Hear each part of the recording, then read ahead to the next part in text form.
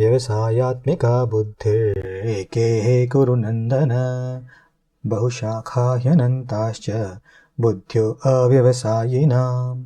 हे अर्जुन, इस कर्म योग में निश्चयात्मिका बुद्धि एक ही होती है, किंतु अस्थिर विचार वाले विवेकहीन सकाम मनुष्यों की बुद्धियां निश्चय ही बहुत भेदों वाली और अनंत होती हैं। यामिमां पुष्पितां वाचं प्रवदन्त्य विपश्चितः वेदवादरतः पार्थ न्यायदस्तीति वादिनः कामात्मानः स्वर्गपरा जन्म कर्म फलप्रदां क्रिया विशेष बहुलां भोगैश्वर्य गतिं प्रति भोगैश्वर्य प्रसक्तानां तयापहृतचेतसां व्यवसायात्मिका बुद्धि समाधौ न विधीयते।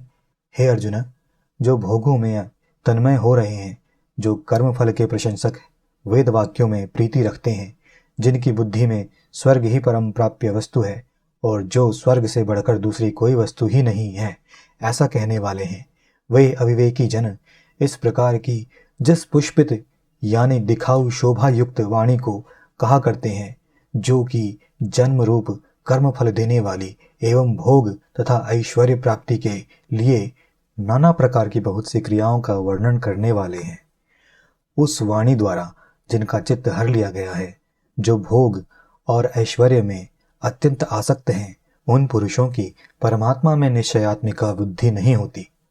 त्रैगुण्य विषया वेदा निस्त्रैगुण्यो भवार्जुन निर्द्वन्द्वो नितसत्वस्थो निर्योगक्षेम आत्मवान।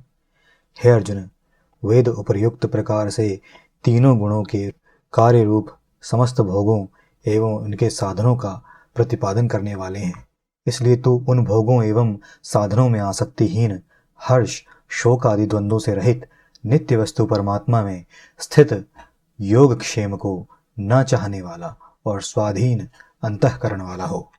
यावानर्थ उदपाने सर्वतः संप्लुतोदके तावान् सर्वेषु वेदेषु ब्राह्मणस्य विजानतः।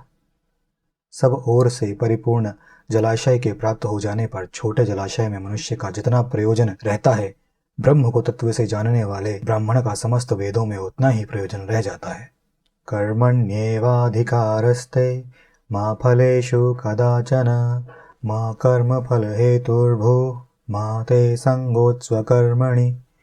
तेरा कर्म करने में ही अधिकार है, उसके फलों में कभी नहीं, इसलिए तू कर्मों के फल का हेतु मत बन तथा तेरी कर्म करने में भी आसक्ति न हो। योगस्थः कुरु कर्माणि संगं त्यक्त्वा धनंजय सिद्ध्यसिद्धयोः समो भूत्वा समत्वं योग उच्यते। हे धनंजय, तू आसक्ति को त्याग कर तथा सिद्धि और असिद्धियों में समान बुद्धि वाला होकर योग में स्थित हुआ कर्तव्य कर्मों को कर, समत्व ही योग कहलाता है। दूरेण ह्यवरं कर्म बुद्धि योगात् धनंजय बुद्धौ शरणमन्विच्छ कृपणः फलहेतवः। इस समत्व रूप बुद्धि योग से सकाम कर्म अत्यंत ही निम्न श्रेणी का है, इसलिए हे धनंजय, तू संबुद्धि में ही रक्षा का उपाय ढूंढ, अर्थात बुद्धि योग का ही आश्रय ग्रहण कर, क्योंकि फल के हेतु बनने वाले अत्यंत दीन हैं। बुद्धि युक्तो जहातीह उभे सुकृत दुष्कृते तस्माद् योगाय युज्यस्व योगः कर्मसु कौशलम्। समबुद्धि युक्त पुरुष पुण्य और पाप दोनों को इस लोक में त्याग देता है, अर्थात उनसे मुक्त हो जाता है। इससे तू समत्व रूप योग में लग जा। यह समत्व रूप योग ही कर्मों में कुशलता है, अर्थात कर्म बंधन से छूटने का उपाय है।